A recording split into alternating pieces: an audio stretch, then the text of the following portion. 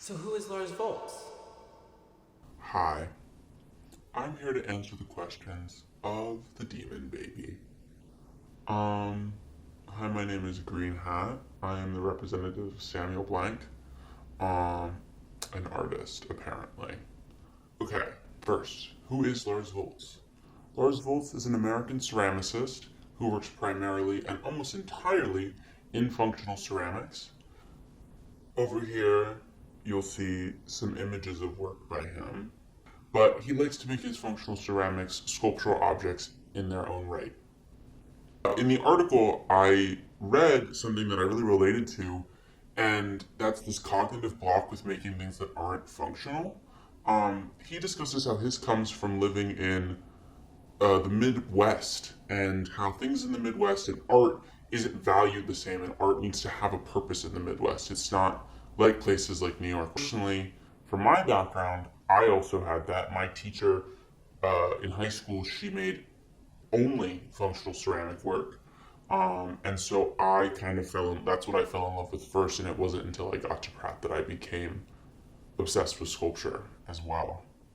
His work is featuring these geologic formations, basically. He's fascinated by geology and how ceramics is at this intersection of science and art, and how it is so much of it is geology and chemistry. He says, and I quote, "Mountains are formed when tectonic plates slam together to lift incredible masses of crust. I just have a visceral attraction to that.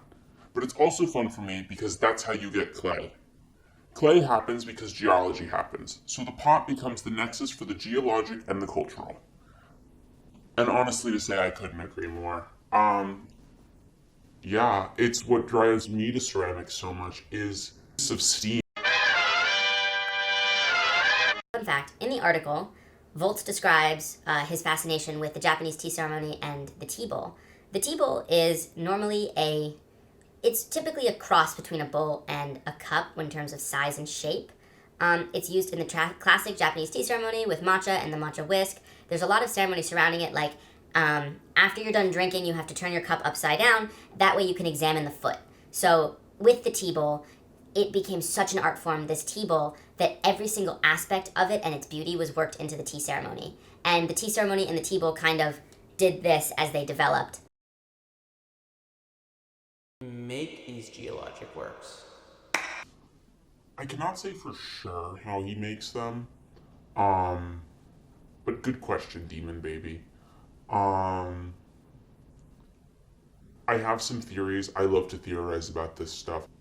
I think for the cups and bowls and stuff, he's either doing one of two things. He's throwing on the wheel so he gets a perfect functional inside of the pot, but he throws unbelievably thin. What I can say for sure, because the technique he uses is not new, you take a putty knife and you stick it into almost leather hard clay. You stick the putty knife in and you twist off like that, and it rips on one side and it's perfectly flat on the other side where the putty knife is flattening it out. I would say for his pitchers and larger forms, it could be hand building that's super thick and then carved out. And then for which I'm obsessed with is the cookie jars. I like think they're brilliant and beautiful. It's one of two things. It's either insanely precise hand building or very, very patiently crafted slabs. For as he fires them exactly how I would expect him to fire them, which is a wood-fired kiln. Hi, I've got a fun fact for you. Against my better judgment, here is some Subway Surfers so you can pay attention. The largest wood kilns are called anagamas. They're typically long tube kilns. They have a fire at the back that travels all the way through. One time I was watching a documentary on one, and it took 7 days to get to temperature and 7 days to come back down. It took 6 months to fill. So if you have a misfiring, you lose 6 months of work. I think I would die. Wood-fired kilns have been around. They're the first kilns ever were wood-fired kilns. But also just the ash of the wood reacts with the glaze or flashing slip that you put on the pot. And flashing slip is basically a slip, which is a liquid clay suspended in water a liquid suspension that you mix extra chemicals in to help harden the clay into certain things on the pot. So, how is his practice relevant to yours? The big question is, how does this relate to mine? I said earlier, I was trained in functional ceramics by my pottery teacher in high school, so I really thought that's what I wanted to do. That's why one of the big things when I originally went to school was that I wanted to only make functional work and just learn welding for fun. But as I was in school, I learned so many other things and I deviated.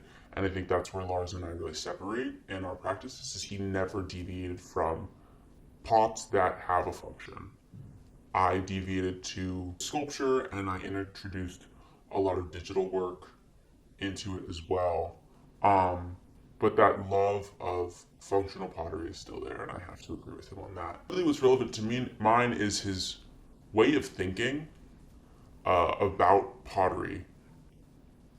I think very similarly. What fascinates me about ceramics is two things. One being the fact that, those first 3 months of learning ceramics, you think you're so good, and then you get past that and realize how little you actually know, and then the fun really starts. And that fun is the geology and the chemistry of it that I think really fascinates him as much as it fascinates me. I think it's pretty incredible that I get to play alchemist when I make my work, and that I know what copper carbonate is now, and that I cannot believe that I almost failed high school chemistry when it's pretty much everything I do every day.